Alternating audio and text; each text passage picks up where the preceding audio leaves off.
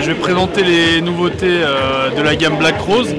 Donc on va commencer avec la gamme Touring, la gamme Freebird. Donc on a deux modèles qui ont été modernisés. Donc tout d'abord le Orb Freebird, donc, qui est un ski qui se veut très skiable, assez alpin, vraiment un ski tout terrain rando. Donc il passe de 91 mm sous le pied à 90. Après on a respecté l'ADN du ski, on l'a quand même allégé, il passe à 2,7 kg en 173.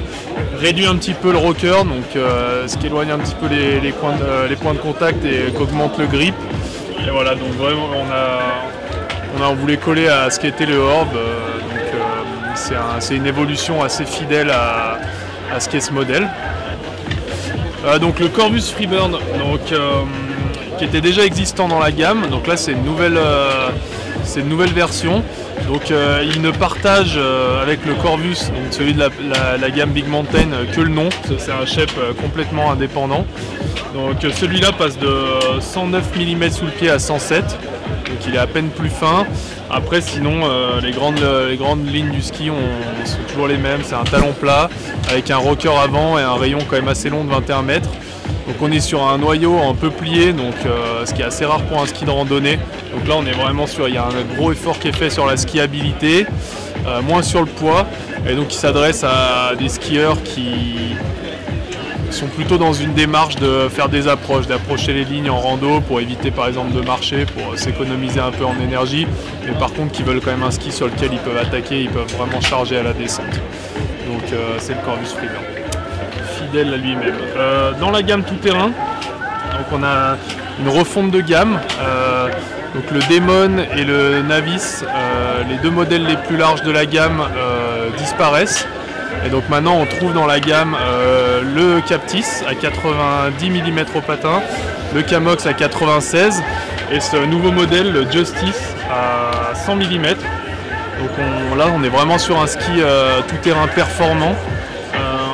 On retrouve un peu l'ADN des skis de la gamme Resort, le Orb et le Divus, les nouveautés de l'année dernière. Donc on a une construction titanale en H et un léger relevé de spatule derrière et un rocker avant. On est sur un rayon de 20 mètres, c'est un ski qui se veut performant avec beaucoup de grip.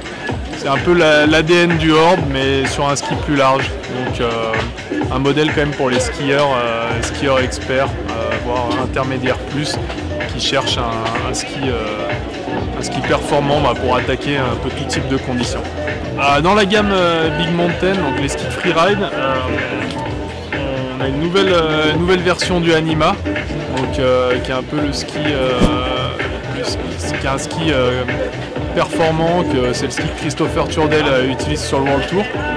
Donc dans cette nouvelle version, on a essayé de rectifier quelques points qui nous semblaient bons d'améliorer par rapport à l'ancienne version. Donc, le ski reste en double rocker.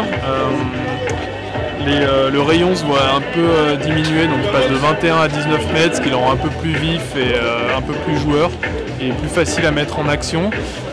Les rockers sont un peu plus bas, un peu moins prononcés, mais plus longs. Donc le résultat, c'est quand même un ski qui